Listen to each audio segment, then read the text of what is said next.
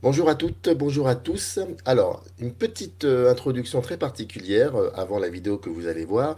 Sachez que cette vidéo-là a déjà été publiée sur une autre chaîne, Querelle, et j'ai décidé de réutiliser toutes les vidéos. Elles ont une politique éditoriale qui correspond parfaitement à Microciné, et je voulais donc absolument qu'il y ait une continuité.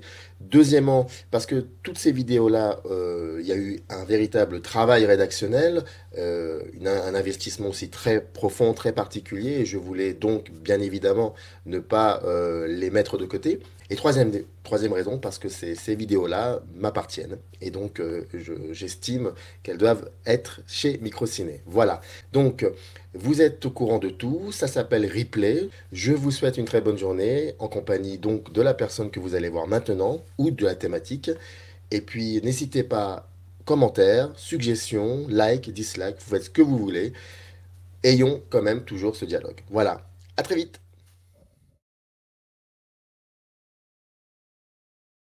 Quelle est l'image qui t'a le plus marqué? Ça peut être une photographie, ça peut être un film, ça peut être une peinture, du moment que ça reste une image qui t'est le plus marqué.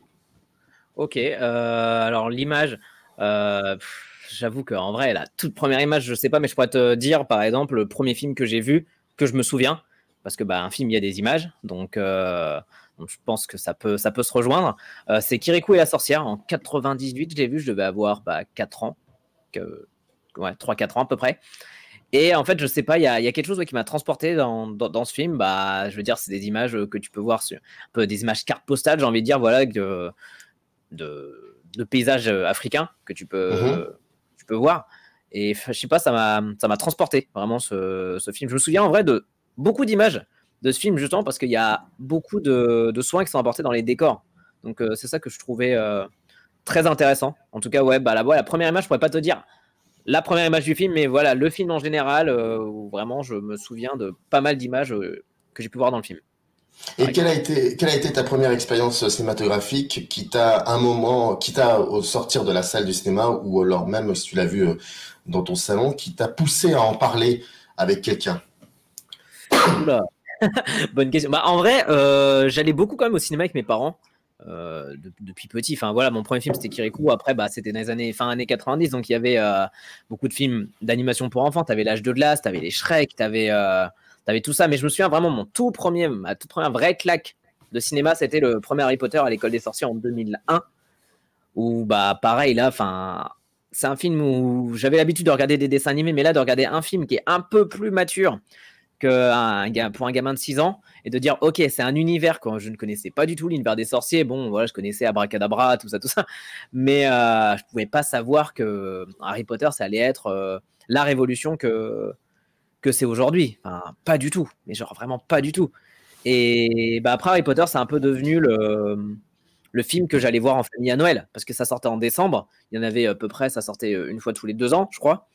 Et c'était vraiment le truc qu'on allait voir en famille. Et après, au fur et à mesure, bah, je grandissais avec le film et les personnages, donc c'était super bien.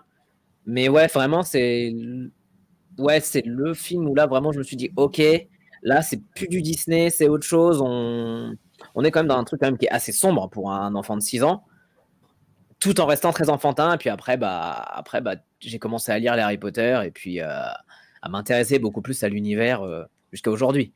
Après, je sais bah, que quand j'ai eu l'occasion d'aller au cinéma tout seul, ou même, enfin, sans mes parents, voilà, je discutais voilà, beaucoup avec mes amis à la sortie. Après, je pourrais pas te dire là,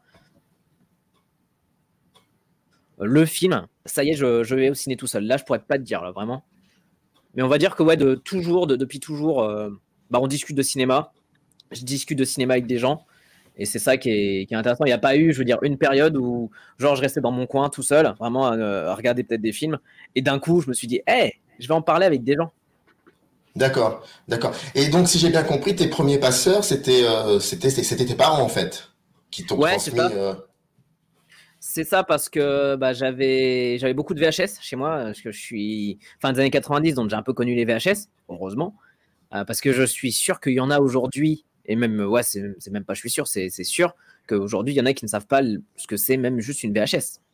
Et est-ce que tu penses Donc, que ouais. c'est un problème? Pardon de t'avoir interrompu parce que tu Non, as non, dit un vas-y, mot vas-y, vas-y.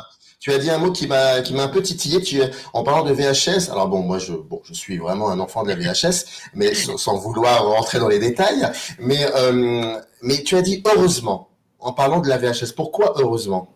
Bah parce que euh, c'est des, comment dire, c'est des choses du passé, je trouve, qui te permettent, on va dire, bah, de développer une certaine culture quand même avec une VHS, plus qu'aujourd'hui, on a tout qui est rapide. Après, peut-être que t'en parleras peut-être plus vers dans ton entretien. Peut-être, je sais pas si c'était une question sur avant, après, est-ce que c'était mieux avant, je sais pas. Sinon, est-ce qu'on en parle tout de suite, comme tu veux. Non, mais Euh, je n'avais pas l'intention de la poser cette question, mais j'ai l'impression que tu as envie d'y répondre sans que je te l'ai posée la question. D'accord, bah en gros ouais c'est ça, bah, parce qu'aujourd'hui vu que tout est beaucoup plus rapide en fait pour découvrir un film, série et tout, en fait tu peux la découvrir tout de suite, tu vois, c'est vrai que ben, je reparle encore d'Harry Potter aujourd'hui, ça va être vraiment être le maître mot de l'interview, ça va être Harry Potter. D'accord. Mais, euh, mais voilà, par exemple Harry Potter quand ça sortait, t'attendais 6 mois Mhm. avant de l'avoir en VHS. Et ça Oui. c'était pareil, je pense même que c'était, je pense même à plus long. Genre peut-être fin 80, début 90, quand il y a eu les toutes premières VHS. Je sais pas quand c'est les premières VHS. Mais Alors, alors c'était début des années 80 je sais que lorsqu'un film sortait en salle, il fallait attendre un an, parfois un an et demi, un peu voilà. plus pour que ça sorte effectivement en VHS. J'ai l'impression que c'est le fait que la culture du cinéma, j'ai l'impression que pour toi c'est très très important de la voir quoi, cette culture, cette grosse culture qui a dans les strates de l'histoire du cinéma. J'ai l'impression que c'est quelque chose d'important pour toi. Ouais, en fait, déjà, la culture en général, de lire, d'aller au musée, d'aller au cinéma, d'être curieux. En fait, c'est ça vraiment où c'est pas un truc que je me bats, mais c'est vraiment un truc que j'essaye vraiment déjà de faire avec moi-même et après Mhm. de l'inculquer peut-être à mes potes ou même à des gens que je connais pas ou autres. C'est de se dire, franchement, faut être curieux, faut pas en fait s'arrêter au premier degré, au premier visionnage, au premier d'un truc parce qu'il faut aller beaucoup plus loin en fait. C'est ça en fait le truc, c'est que bah avec une VHS, on le fait encore aujourd'hui, mais avec une VHS, en fait, tu avais l'occasion de revoir le film que tu avais peut-être vu au cinéma et que tu avais peut-être pas compris ou que tu avais peut-être pas aimé. Et avec une VHS, tu te dis ah ouais, je vais peut-être la revoir et lui redonner une chance et tout. Et voilà, enfin, Bah, tu avais ça. c'est Ouais. un peu la même chose avec les DVD peut-être, je sais pas, ou avec. Oui, oui, c'est ça. Après, de toute façon, c'est ça. Il y a eu VHS, DVD, Blu-ray et tout. Mais là, vraiment, vu que les VHS, ça a été vraiment le tout premier rapport que j'ai eu en vrai au cinéma, parce que j'ai plus regardé des VHS quand j'étais petit que je suis allé au cinéma. Euh, voilà. Après, C'était les VHS de tes parents, j'imagine. ouais, c'est ça. Et puis même qu'on achetait, parce que par exemple, je les ai encore, hein, j'ai encore une multitude de VHS Disney que je montrerai, je pense, plus tard à mes enfants. Ça, c'est sûr et certain. Parce que aujourd'hui, c'est bien de mettre tout sur une plateforme en streaming, mais si un jour, il n'y a plus Internet, si un jour, je sais pas, ils décident d'enlever le film, t'as payé peut-être, mais le film ne t'appartient pas. Tandis que là, une VHS, un DVD, un Blu-ray, tout ce qu'il y a derrière là, ça t'appartient, ça m'appartient. Et bah en fait, si tu me piques le truc, c'est du vol. Là, si par exemple, je suis pas sur une plateforme, ils décident de t'enlever Peter Pan, mais ils l'enlèvent et tu peux rien faire. Pourtant, le film t'a payé. Après, le film ne t'appartient pas. Donc c'est ça un peu, c'est un peu un problème des plateformes. En fait, voilà, je suis vraiment, tu vois, mitigé, je suis 50-50. Tu vois, il y a des qualités de la plateforme qui sont trop bien parce que tu peux découvrir plein de films que tu pouvais même pas voir avant, que tu étais obligé d'aller dans les vidéoclubs, cacher et tout ça. Enfin, vraiment, c'était un peu les films du rayon du haut que tu n'avais pas le droit de toucher. Là, c'est vrai que maintenant, tout est à disposition. Donc, c'est un avantage et un inconvénient. Parce que tu as ce truc de curiosité qui se perd. Par exemple, je sais pas, tu regardes un film le soir, tu dis ah bon, qu'est-ce que je vais regarder? Je sais pas, tu regardes peut-être dans ta bibliothèque, tu regardes un peu tout ça. En fait, tu dis ah ouais, peut-être ça je l'ai pas vu. T'es sur Netflix, juste tu fais ouais, non, ouais, non, ouais, non. Et en fait, tu t'en fiches parce que tu regardes juste via une bande-annonce qu'il y a sur Netflix ou même juste via un texte, ça te donne rien. Tandis avec une jaquette, tu regardes le résumé, tu regardes s'il y a des bonus, tu regardes. En fait, tu regardes tout vraiment. On va dire qu'il y a une espèce de rituel que je pense que ceux qui collectionnent aujourd'hui ont. Voilà, c'est vraiment le fait d'avoir l'objet dans la main, de le regarder, de se dire, OK, c'est un objet comme ça.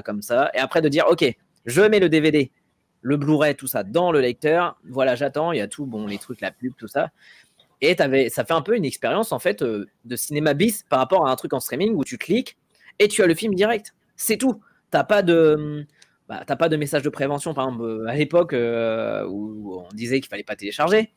T'avais pas, voilà, le système, bon, tu changes les langues, ça tu peux le faire. Système de chapitres. Enfin, vraiment, t'avais vraiment tout ça qui se perd aujourd'hui parce qu'en fait, on veut être beaucoup plus rapide. Et ça, c'est un peu dommage. J'ai l'impression que la plupart de tes consoeurs et confrères veulent aussi veulent aller aussi très vite. Et parfois, ils vont jusqu'à publier une vidéo par jour. Et quand un film sort en salle, soit ils ont eu la possibilité de le voir en projection de presse, ou soit ils le voient le jour même, mais très très vite, il faut que en gros, s'ils le voient à 8 heures du matin, il est fort probable qu'à 10 heures ou à 11 heures, il y ait une vidéo. Et alors, il y a deux questions, sans vouloir effectivement taper sur tes confrères et consoeurs, ça n'est pas le but, mais parce que tu me parlais de la durée en fait, la durée de projection d'un film, le temps qu'il faut prendre. Quand je vais sur ta chaîne YouTube, tu as à peu près, je crois, si je me trompe pas, entre 60 et 70 vidéos, je crois, que tu as. Environ, ouais. Environ, ouais. Extrêmement surpris, parce que la plupart ont je ne sais combien de vidéos, et je me dis, tiens, c'est peut-être quelqu'un qui prend beaucoup de temps. Est-ce que c'est quelque chose, quand tu as créé cette chaîne, qui était pour toi fondamental, à savoir on va prendre le temps. S'il faut prendre 3-4 jours pour voir un film, essayer de le comprendre, de le disséquer, je prendrai 3-4 jours. Je ne vais pas m'adapter à la politique des vues. Est-ce que c'est quelque chose qui, pour toi, est fondamental? Ouais, en vrai, c'est une super bonne question parce que déjà, sur ma chaîne, ce que tu as dû voir, c'est qu'il n'y a aucune vidéo critique d'un film qui est sorti récemment. Il n'y a pas de critique à chaud. Oui, c'est exactement ça. Il n'y a pas de critique à chaud parce que déjà, ce terme critique, déjà, je trouve que sur YouTube, c'est un peu biaisé, tu vois, parce que en fait, on est juste des personnes qui donnent notre avis. C'est pour ça que tout à l'heure, je te disais en off, en mode, je suis personne sur YouTube, et c'est vrai, je suis personne. Je suis un gars juste qui donne son avis à ma façon, avec la forme et tout, mais voilà, je suis au fond. Tous ceux qui font des critiques à chaud, c'est pas des critiques, c'est des personnes qui donnent leur avis. Et je veux dire, une critique, de base, une critique, c'est un métier. Et je veux dire, je pense pas qu'à 80%, peut-être des personnes après qui sont peut-être, qui ont commencé comme ça, c'est pas leur métier. C'est juste un avis. C'est comme si tu étais avec tes potes et tu dis, bon bah voilà, j'ai vu Star Wars 9. Alors Star Wars 9, il y a ça qui est bien, il y a ça qui est bien. Bon, je vais pas te spoiler parce qu'il y a eu ça, il y a eu ça, mais c'est exactement ça. Une critique, c'est un truc quand même qui est analysé. Et comme tu as dit, bah, si tu vas voir le film à 8 heures, comment tu veux te dire, vas-y, j'enregistre ma critique à 10 heures, je fais le montage de 10 heures à 13 heures, et à 16 heures, elle sort. C'est pas de la critique, c'est juste donner un avis. Et sauf que oui, voilà, on a donné ce terme critique parce que voilà, le film, on dit qu'il est bien ou mal, donc ça reste une critique. Mais moi, j'aime pas justement, et c'est pour ça que tu verras très peu, ou voire jamais sur ma chaîne, des critiques à chaud, des réactions, même des réactions bande-annonce, trailer et tout, parce que c'est pas quelque chose qui me plaît. Parce que comment en fait tu peux te dire, ouais, je regarde ça, et tout de suite je dois donner mon avis par rapport aux vues. Enfin, vraiment, si je suis sur YouTube, c'est pas du tout pour les vues. C'est déjà pour parler de cinéma avec des gens qui sont passionnés. J'ai envie de dire, en fait, la passion, mais en fait, ce mot, c'est tellement devenu n'importe quoi parce qu'on met la passion avec les dollars, qu'en fait, maintenant, ça fait un peu, c'est un peu péjoratif. Mais ouais, en fait, de base, tous les vidéastes cinéma, et que ça soit cinéma-série, de base, c'est des personnes qui aiment le cinéma, qui ont envie de parler de cinéma. Après, il y en a qui sont devenus critiques au fur et à mesure. Mais tous les vidéastes qui ont commencé, mais ils ont commencé quoi? On a tous commencé dans notre chambre, avec une lumière dégueulasse, avec vraiment rien du tout, avec même un logiciel de montage pourri. Et bah aujourd'hui, oui, il y en a qui sont peut-être devenus journalistes, il y en a qui sont devenus peut-être même autre chose, il y en a qui font même ça à côté en tant que passion, enfin comme si tu faisais de l'équitation, un sport ou autre. Moi, c'est ce que je fais. Parce que je taffe à côté, mais YouTube, c'est pas ma source de revenus. De toute façon, je suis pas encore monétisable, donc voilà. Mais c'est pas du tout mon goal de dire, ah là là, il faut que je sorte cette vidéo là rapidement parce que c'est biaisé. C'est comme par exemple, je sais pas, tu fais un gâteau Et en fait, bim, en fait, tu le fais goûter enfin, ouais, tu le fais goûter à des gens. Et tout de suite, en fait, tu donnes ta critique sans même, on va dire, avoir tout fini. Genre, tu manges une part et tu dis, ah ouais, non, ouais, c'est trop bon et tout ça. Mais non, en fait, faut savourer, faut se dire, ok, le temps de digérer. En fait, c'est ça, tu peux pas donner, on va dire, un avis sans même l'avoir digéré, c'est impossible. Et là, enfin, pas tous, heureusement. Il y en a, je veux dire, qui font des vidéos, déjà, qui parlent pas de sujets, par exemple, type Star Wars ou autre, qui font des vidéos extrêmement, justement, qualitatives, parce que parce qu'ils travaillent la vidéo, ils bossent le fond, la forme. Et ça, c'est ça qui est le plus important, en fait. Parce que juste voir une critique d'un mec qui dit, bon, bah voilà, Star Wars, c'est pas bien. Enfin, en vrai, on en a une centaine. On en a une centaine. Et après, je pense que beaucoup de gens, de toute façon, s'abonnent à ces chaînes plus pour le vidéaste, donc pour la personne, le ou la vidéaste, plus que pour vraiment le contenu. Parce que le vidéaste va, parce que voilà, le vidéaste va apporter sa personnalité, son point de vue, tout ça, tout ça. Et c'est ça que, on va dire, les gens apprécient, je pense. Je pense que si juste, par exemple, tu prends ma chaîne, je pense que dans ce que je parle dans la chaîne, c'est pas forcément le truc le plus intéressant, mais après, je sais pas, enfin, c'est peut-être comment après les personnes l'amènent et tout, bah ça peut plaire, je pense. Il y a quelque chose d'assez surprenant sur ta chaîne, c'est que tu t'intéresses beaucoup au métier du doublage. Ouais. Et c'est quelque chose qui n'est pas si récurrent sur les autres chaînes. Et donc je sens une certaine, dont tu parlais le mot curiosité, je sens que là pour le coup la curiosité elle est bel et bien présente. Est-ce que j'imagine que c'est quelque chose qui t'a toujours titillé le doublage depuis très longtemps. Tu t'es posé pas mal de questions sur ça. C'est pas quelque chose qui t'est arrivé du premier coup. Non, parce que bah, depuis petit, en fait, je regardais mes films en VO et VF. Enfin, en fait, on Oui. m'a toujours donné le choix. Ça que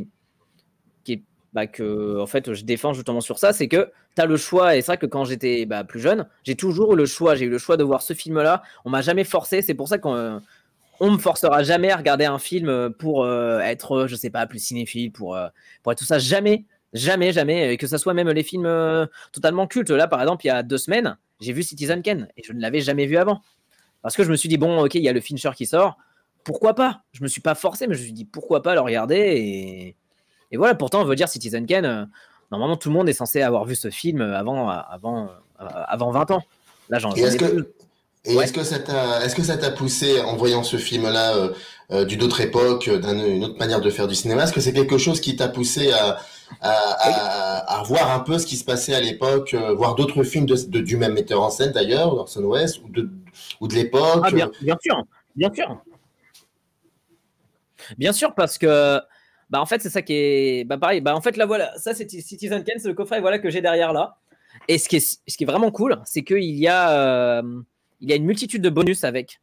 Et c'est très très bien. Enfin, t'as les bonus, t'as des commentaires audio d'historiens, t'as des bonus sur l'avant-première. Enfin, vraiment, t'as vraiment toute la conception du film qui est cool. Donc, en fait, tu vois le film, tu te dis, ok, le film est bien. Moi, j'ai vraiment trouvé bien. Je dis pas c'est un chef-d'œuvre parce que je le reverrai. Je le reverrai, je pense, au fur et à mesure. Mais avec tous les bonus, en fait, ça m'a enrichi justement, je pense, sur un peu le film, sur un peu le statut culte. Attends, je mets la lumière, excuse-moi. Hop, Je t'en prie. hop. Sur le statut culte, voilà, du film. Et c'est ça en fait qui est intéressant, c'est que tu peux, grâce justement au support physique. Voilà, on revient dessus. Après, je reviens tout de suite sur le doublage. Grâce au support physique, en fait, tu peux avoir justement tout ce truc de bonus, de curiosité que tu n'auras pas en support dématérialisé. Après, on va dire oui, il y a sur YouTube.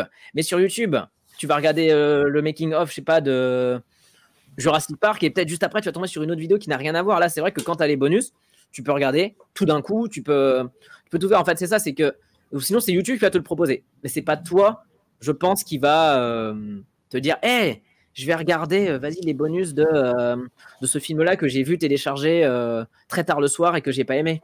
Je pense que personne fait ça, par exemple. Ou il y en a, mais c'est très rare. Et pour revenir sur le doublage, avant, en fait, ça me dérange. Enfin, en fait, je voyais pas la différence, en fait, quand on est plus jeune. Hein. Tu sais, tu disais, ouais, bon, la voix, je regarde le film. Tant pis, même qu'à l'époque, par exemple, je téléchargeais. Voilà, je le dis, je téléchargeais. euh, je téléchargeais même des fois des versions québécoises. Et ça me dérangeait pas. Et pourtant, bah, au fur et à mesure, là maintenant, je me suis beaucoup plus habitué de toute façon aux versions françaises, au travail d'adaptation et tout. Et après, au fur et à mesure, je me suis dit, c'est vrai que c'est quand même quelque chose qui est important parce que même dans les débuts de VHS, de DVD, il y avait des making-of sur le doublage. Par exemple, sur Atlantide, il y a le doublage avec Jean Reno, Patrick Timsit et Mousse Diouf, je crois, c'est ça? Ouais, c'est ça, Mousse Diouf.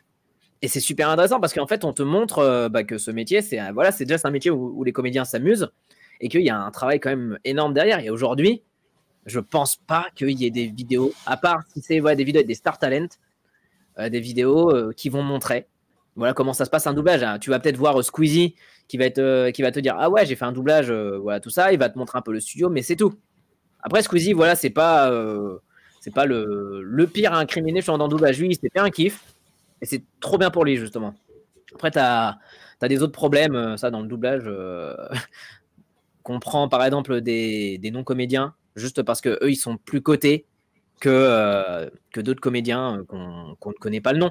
Mais par exemple, je suis sûr et certain que si on mettait un film, en tout cas on mettait la promotion d'un film avec, je sais pas, un comédien de doublage qu'on connaît extrêmement bien, je vais citer Richard Darbois, qui est la voix de Harrison Ford, de Jeff Goldblum, tout ça. Je pense qu'on met avec la voix de Harrison Ford, ou avec la voix française de Jeff Goldblum, tout ça, je suis sûr que les gens iraient. Sauf que le marketing, peut-être qu'ils s'en foutent. J'avais entendu parler de ça, c'était un autre gars qui en parlait, je sais plus qui, mais justement qui disait que c'est ça, si on mettait, je pense, la voix d'un comédien, je pense que ça pourrait attirer des gens. Bon, maintenant, on pourrait plus, mais avec la voix de Bruce Willis. Les gens connaissent la voix de Bruce Willis, donc ils disent peut-être que je pourrais m'intéresser à ça. Et en fait, aujourd'hui, c'est qu'il y a tellement un débat stérile. C'est ce que je demande toujours quand je fais mes interviews avec les comédiens. C'est que penses-tu de ce débat VOVF? Ils me disent mais c'est un débat stérile. Et même eux, ça les énerve. Et même moi, ça m'énerve de le demander, mais pourtant c'est factuel. Aujourd'hui, il y a un débat VOVF qui ne devrait pas avoir. T'as le choix. Regarde en VO. Et c'est tout. En vrai, je regarde en VO et en VF. Tu dis en VO, ok, t'as la langue. T'as la langue, c'est normal. Tu le regardes en VF, tu te dis, ok, au moins, l'adaptation est bien travaillée. Après, si t'aimes pas, tu regardes en VO. Et c'est tout, en fait. C'est tout. Et parmi les nombreuses rubriques de ta chaîne, il y a une rubrique qui s'appelait, alors si je me trompe pas, Confilmement, c'est ça? Oui. Voilà. Et donc la question elle est très simple, c'est que avant le premier confinement, tu allais au cinéma, j'imagine, tu voyais des films et puis ensuite tu t'imaginais comment parler peut-être de tel ou tel film sans être une véritable critique, mais autrement. Ouais. Il y a eu le confinement, première étape, et là la deuxième vient de se terminer. Comment tu as repensé tout cela? Comment est-ce qu'il y a eu, t'as eu des problèmes, des soucis pour trouver des moyens de comment dire, je veux pas dire alimenter ta chaîne, mais pour trouver du contenu? Ou est-ce que c'est quelque chose qui ne t'a pas forcément déplu et tu t'es adapté assez rapidement? Non, en vrai, le confinement, ça a été en vrai ça a peut-être été la meilleure chose du confinement, c'est que j'ai pu expérimenter plein de trucs. Les confinements, comme tu as pu parler, c'était vraiment, je voulais tester le format audio, c'est-à-dire, vas-y, je parle de films que j'ai vus pendant le confinement, que j'ai dans ma collection ou autre. Et voilà, j'en parle vraiment de manière audio. J'avais écrit le texte, j'y allais pas du tout en mode impro. Et je me dis, ça, c'est un truc que je voulais tester. J'ai testé, j'ai bien aimé, mais on va dire que quand tu fais de l'audio sur YouTube, c'est plus compliqué. Donc, je pense que faudrait que je trouve, on va dire, une meilleure façon de garder ce truc confinement parce que c'est quelque chose que j'aimais bien et que les gens qui l'ont vu, ça les intéressait parce que ça leur peut-être donnait envie de regarder des films vu que de toute façon, on n'avait que ça à faire pendant le confinement. Et après, pendant le confinement, j'ai découvert les lives YouTube que je ne faisais pas du tout avant. Donc, je me suis dit, quand même, c'est quand même quelque chose qui est super cool parce que tu peux communiquer avec ta communauté de manière directe. Tu es beaucoup plus proche d'eux et tu peux proposer des sujets même que tu peux parler. Peut-être qu'en vidéo, c'est peut-être plus embêtant parce que le temps, parce que montage, parce que tout ça. Après, je mets pas du tout les vidéos de côté. J'essaie de rester à 2-3 vidéos par mois, vraiment de vidéos montées et de proposer des lives là comme je propose depuis le. Oui, j'ai vu, mais la particularité de tes lives, si je peux me permettre, ça n'est pas forcément que des lives sur une thématique bien précise, c'est des jeux en fait. Il y en a un qui s'appelle, si je me trompe pas, Screen Test, quelque chose comme ça. C'est ça. Ou... Et cette partie, elle est très bien. Enfin, je trouve ça génial. Une image, il y a deux, trois Ouais, invité, membres ouais. issus de la Ouais, communauté, voilà, invités, et tu leur montres des images extraites de films. Parfois, c'est quand même assez dur les images que tu ouais, leur balances. Et ils doivent trouver le titre du film. Alors parfois, ils ont une chance. Il y a deux, trois c'est images ça, sur un ouais. même film. Pour toi, c'était très important de, comment dire. Généralement, quand on va voir un film dans une salle de cinéma, on voit le film, tout se passe bien. Ensuite, on sort de la projection, on a très envie d'en parler avec des gens. Est-ce que tu as cette impression qu'avec ce genre de méthode, c'est-à-dire le live, tu as beaucoup plus de possibilités d'échanger des choses avec des personnes, donc en live, que dans la vie réelle? Alors, le mieux quand même, c'est de discuter avec des personnes. Mais en fait, en live, tu peux expérimenter des choses que bah, là, on ne peut pas faire parce que finalement, en vrai, les screen tests, de base, c'est un concept que tu peux faire chez toi avec des potes.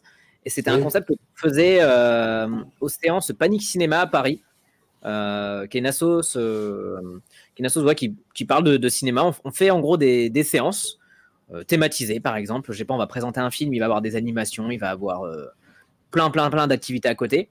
Présenté justement bah, avec Karim Debache. Mhm. Euh, Ça, c'est très cool aussi. Donc, comme ça, on va dire que tu as vraiment deux univers, on va dire, qui se rejoignent. Et après, bah, ce qu'il y avait à la fin, c'est qu'il y avait cette espèce de screen test avec le public dans une salle de cinéma. Et ça, je trouvais ça D'accord. énorme, vraiment, de faire ça Ouais. en vrai. En vrai, un screen test, voilà, c'est vraiment quelque chose qu'on peut faire, mais avec. En fait, il suffit juste un écran et des gens. En fait, c'est tout. Là, c'est parce que ouais, je le fais en live parce que je peux faire que ça. Mais si un jour on me propose de dire, hey, on te propose, je sais pas, une salle, un truc de cinéma et tout, je dis, mais je fais un screen test, mais dans une salle de cinéma, mais directement. Ou même. Et sur quels critères Ouais. tu choisis pardon de t'avoir interrompu, tu Non, non, disais? vas-y, vas-y. Je te demandais sur quels critères choisis-tu tes invités? Alors, déjà, faut que ça soit des personnes que j'ai déjà vu leur chaîne, Mhm. que j'aime bien sur tout ce qu'ils font. Genre, je vais pas prendre quelqu'un que je ne connais pas. Je ne connais pas, ou juste parce que de me dire, ah là là, il va me faire ramener beaucoup de monde. Non. La plupart, bah, D'accord. soit c'est des collègues vidéastes, il y en a, c'est des Mhm. amis proches. En fait, ça dépend. Et surtout, je leur propose, en fait, c'est vraiment, même si par exemple, c'est quelqu'un que, admettons, que je connais pas trop. Par exemple, admettons, je prends Omar Sy. Par exemple, si je dis, voilà, Ok. je prends Omar Sy, c'est juste en gros de me dire, je fais un jeu avec Omar Sy. Pas me dire, ah là là, je suis avec Omar Sy, oh là là là là, je pèse dans le game. Non, non. C'est de dire, allez, parce que Omar Sy, c'est une personne comme toi et moi, qui va aux toilettes, qui dort, qui mange, et de se dire, ouais, on fait un jeu avec Omar Sy, il n'y a aucun problème. Je pense de faire ça, et je pense que la personne, c'est ça que je veux faire dans Screen c'est que les personnes s'amusent. Vraiment que les personnes s'amusent et pas qu'elles soient là, ouais, bon, ouais, vas-y, balance ton En image. fait, ouais, en fait, ça fait à peu près une vingtaine de minutes que nous discutons. Ah, Je déjà. m'aperçois que, je m'aperçois que s'il n'y avait pas l'onglet vue sur ta chaîne, bah, c'est la même chose, quoi. Enfin, tu t'en fous Ah, un peu, j'imagine. C'est bah, vraiment. bah, en vrai, oui, oui, mais en même temps, ça serait hypocrite de dire que les vues, je m'en fous. Parce que les vues, c'est quand même le meilleur, bah, c'est le seul moyen de voir, on va dire, si les gens s'intéressent à ton contenu. Mais genre, par D'accord. exemple, je ne vais pas me faire des suppositions, des théories. Oh là là, là, j'ai pas fait de vue là, donc là, la prochaine fois, je vais faire ça. Je me remets en cause, je me dis, bon, là, ça n'a pas marché. Je me dis, bon, soit c'est le thème, soit c'est. Il y a plein de trucs qui font que ça n'a pas marché. C'est le thème, l'heure, le moment. Ça arrive tout le temps. On se remet tout le temps en cause, mais jamais je me dirais, oh là là, bon, là, je refais la même vidéo, mais je la ressors, admettons, à 14 heures pour avoir plus de vues. Non, non. Parce que bah, quand j'ai commencé ma chaîne, j'avais au début une centaine de personnes qui me suivaient. Et encore, voilà, enfin, centaine de personnes, bah, t'enlèves la moitié, donc on va dire ça fait 50 personnes. Et encore 50 personnes sont abonnées, mais est-ce que les 50 personnes regardent? Non, par exemple. Ça, c'est. Voilà. L'intégralité de ta vidéo, par exemple. Voilà, c'est ça. Par exemple, ouais. Je sais que là, j'ai ouais, 800 abonnés à peu près. Je sais, dans les 800, tout le monde ne regarde pas et je ne force pas les gens du tout à regarder. C'est ceux qui veulent. Bah, regardez, là, en live, maintenant, ce qui est cool, c'est qu'on commence à avoir bah, une petite communauté de personnes qui sont là tout le temps. Et ça, c'est vraiment cool. Parce que bah, c'est des personnes, je pense, qui aiment bien être là et qui aiment bien suivre. En fait, ça fait un peu comme la télé. Parce que vu que maintenant, il y a beaucoup de live sur YouTube, bah, les gens, ils peuvent switcher. Si par exemple, à un moment donné, il y a peut-être un petit coup de mou dans mon live, bah, ils vont voir un autre live et après, ils vont. Et ça, c'est ça qui est bien. C'est qu'il n'y a pas ce truc de compétition. En tout cas, je le sens pas avec les lives. D'accord. Peut-être qu'il y en a, je sais qu'il y a de la compétition, je le sais, c'est sûr. Enfin, c'est même quasi sûr. Mais pas en live où genre je sens pas le. Ou alors c'est des personnes que je ne connais pas et que j'ai pas envie de connaître. Mais sinon, attends, tu m'avais posé l'autre question. Oui, c'est ça, juste avant, pour sur justement le confinement, tout ça, comment j'avais réussi à t'adapter. m'adapter. Bah, je me suis dit, en vrai, là, c'est le moment. C'est le moment parce que bah, les films ne sortent pas en salle. Donc, moins de vidéos, on va dire, sur voilà, ce type de film. Donc, je me dis, là, c'est à nous, la petits youtubeurs que nous sommes, entre ceux qui ont entre 0 et 2000 abonnés, peut-être, de se dire, mais là c'est le moment de proposer des trucs. Là, il faut faire des choses. Il faut tout le temps proposer. Et c'est ça que j'aime beaucoup. Et je suis comme ça. J'ai toujours envie de faire quelque chose. Genre, si j'ai pas envie de le faire, bah, je le fais pas. C'est tout. Je vais pas me forcer à faire quelque chose juste pour que les gens m'aiment bien, juste pour que. Juste pour la fame. Non, loin de là. Le plus important, c'est que c'est les gens qui. Déjà, ça les divertit. Parce qu'au fond, on est des animateurs qui divertissent. Par exemple, jamais je pourrais me dire je suis critique de cinéma. Jamais. Parce que J'ai l'impression que tu places vraiment en haut d'un piédestal cette notion de critique de cinéma. Bah J'ai cette ouais. impression-là. Bah ouais, c'est ça, parce que bah, en vrai, c'est ça, comme je disais tout à l'heure, quand la plupart des vidéastes ne sont pas critiques de cinéma. Et voilà, ils disent critique, mais non, c'est juste une discussion. À la limite, c'est une discussion, c'est un débat, c'est encore un autre mot, mais non, critique de cinéma, non. Enfin, c'est par exemple, tu regardes les toutes premières vidéos, c'est loin d'être de la critique. Hein, je donne juste mon avis en mode blasé en plus. Donc, d'où il y a un fond dans ce que je raconte. Il y a peut-être la forme, parce que voilà, il y a ce personnage de mec blasé qui parle de cinéma, mais c'est tout. Ça s'arrête là. Et bah, les gens aiment ou ils aiment pas.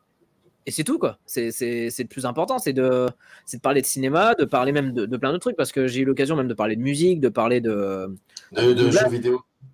un peu de jeux vidéo, et c'est cool, en fait. C'est que je me force pas à dire, voilà, je parle que de ça. Je pourrais être, par exemple, juste une personne qui fait que des lives, et c'est tout. Et on pourrait me voir que comme ça. C'est vrai. Mais si tu creuses un petit peu, je pense, il y a plus. Ça, c'est sûr.